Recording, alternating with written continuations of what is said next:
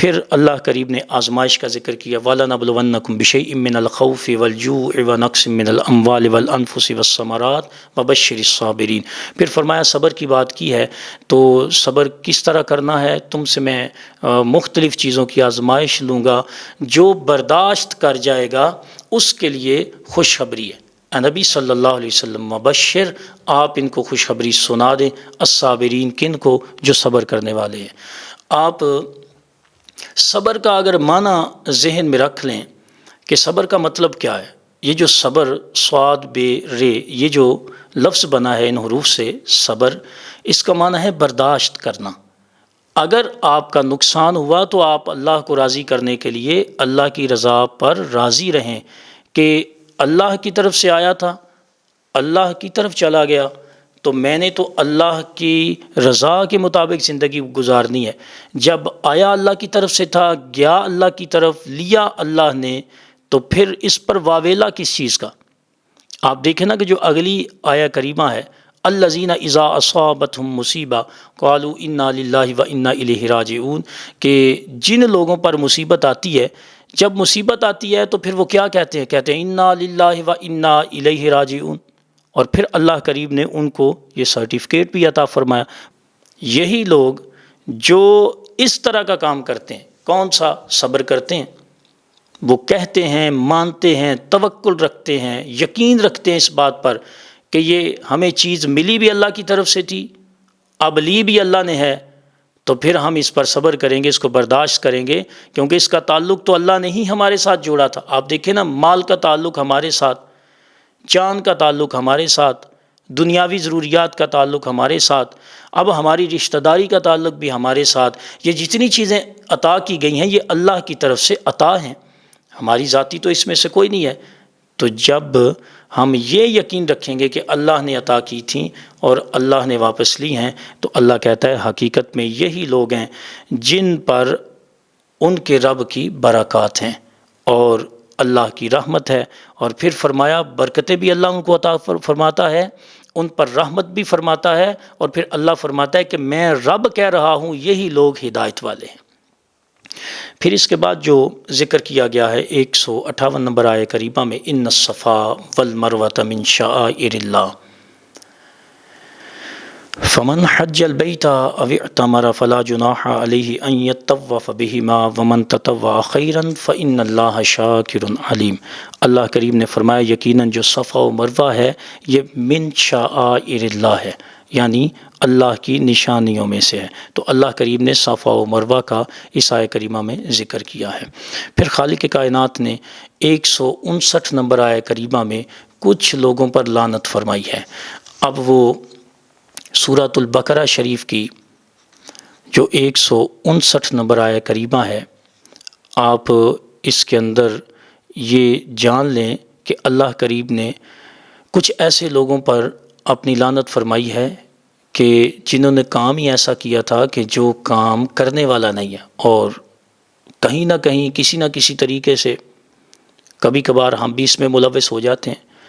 چلیں آپ ذرا سماعت کریں تاکہ ہو سکتا ہے کہ واضح ہو جائے کہ ہم اس کے ساتھ تعلق نہیں رکھتے۔ ان الذین یکتمون ما انزلنا من البینات والہدی من بعد ما بیناہ للناس فی الکتاب اولئک یلعنہم اللہ ویلعنہم اللاعنون۔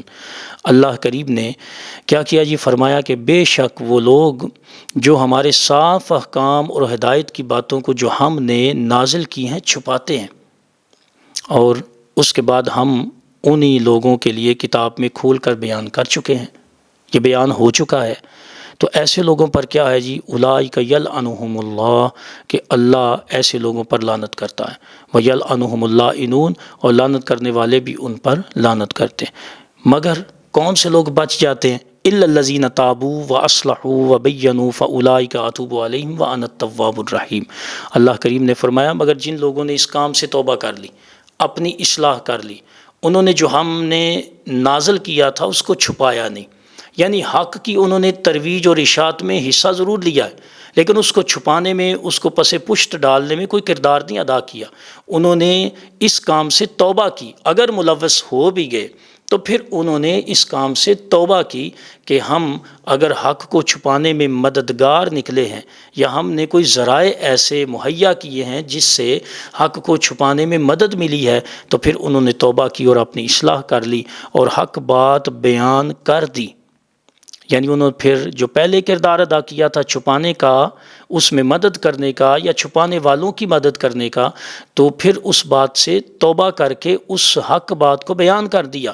تو اللہ کریم نے فرمایا فَأُولَٰئِکَ أَتُوبُ عَلَيْهِمْ، یہی لوگ ہیں جنہیں میں معاف کر دیتا ہوں، وَأَنَا التَّوَّابُ الرَّحِيمُ، اور میں بڑا معاف کرنے والا نہایت مہربان ہوں۔ پھر اللہ کریم نے آگے بیان کیا إِنَّ الَّذِينَ كَفَرُوا وَمَاتُوا وَهُمْ كُفَّارٌ أُولَٰئِکَ عَلَيْهِمْ لَعْنَةُ اللَّهِ وَالْمَلَائِکَةِ وَالنَّاسِ أَجْمَعِينَ خَالِدِينَ فِيهَا لَا يُخَفَّفُ عَنْهُمُ الْعَذَابُ وَلَا هُمْ يُنظَرُونَ۔ بے شک جن لوگوں نے کفر اختیار کیا اور اسی حالت میں مر گئے کہ وہ کافر تھے، ایسے لوگوں پر اللہ کی اور فرشتوں کی اور تمام انسانوں کی لعنت ہے، وہ ہمیشہ اسی لعنت میں رہیں گے، ان پر سے نہ تو عذاب ہلکا کیا جائے گا اور نہ ہی انہیں مہلت دی جائے گی۔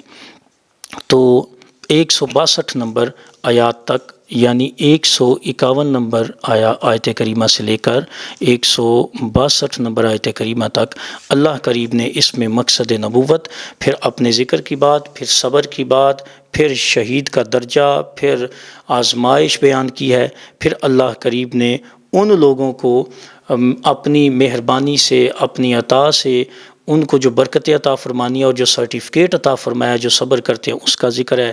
پھر اللہ کریم نے صفا اور مروہ کا ذکر کیا ہے کہ وہ اللہ کی نشانیوں میں سے ہیں۔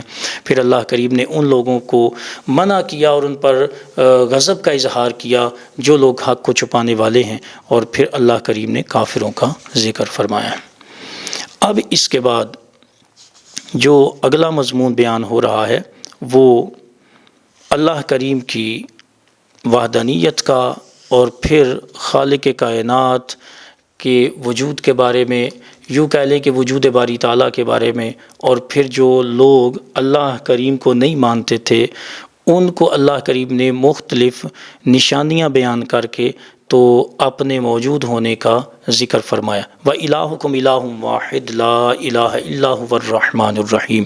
اللہ نے فرمایا تمہارا معبود تو ایک ہی ہے، اس کے سوا کوئی عبادت کے لائق نہیں ہے، وہ بڑا مہربان ہے، نہایت رحم والا ہے۔